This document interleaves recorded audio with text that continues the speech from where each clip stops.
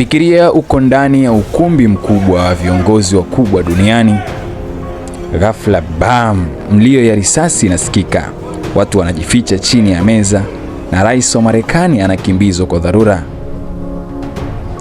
Jina langu ni Abdul Majid, karibu kwenye chaneli yetu. Leo tunakuletea tukio la kutisha lililotokea Marekani, tukio lililohusisha rais na makamu wake ndani ya ukumbi wa mkubwa wa kitaifa. Kutoka Washington DC, Marekani, taharuki kubwa iliyotokea usiku wa tarehe 25 Aprili 26 baada ya mtu mwenye silaha kufyatua risasi karibu na ukumbi wa hafla maarufu ya White House Corresponding Dinner iliyokuwa ikifanyika katika hoteli ya Washington Hilton.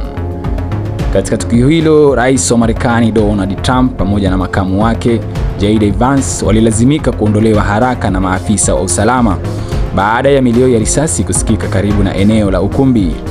Kwa mujibu wa taarifa za awali, mshambuliaji alikuwa na silaha ikiwemo bunduki aina ya shotgun. Alijaribu kuvunja ulinzi karibu na mlango wa ukumbi.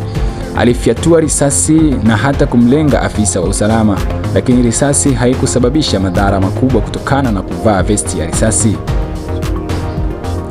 Mashuhuda walisema mlio ya risasi ilisababisha wageni zaidi ya 2000 kujificha chini ya meza. Taharuki kubwa ndani ya ukumbi, baadhi ya watu kupata majeraha madogo wakati wa kukimbia.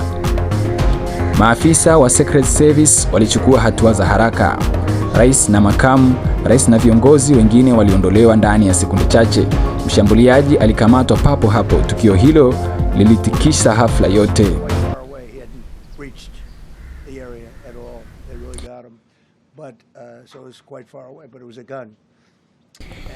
Baada ya tukio hili, Rais Donald Trump alithibitisha kuwa yeye na viongozi wote wako salama.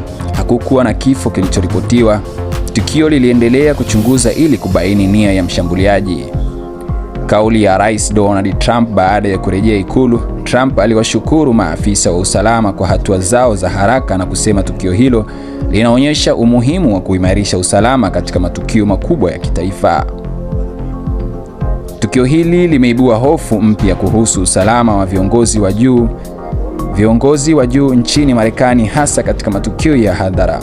Ingawa rais na makamu wake hawakujeruhiwa, tukio hili limeendelea kuchunguzwa kama jaribio la shambulio la kisiasa au tukio la mtu mmoja.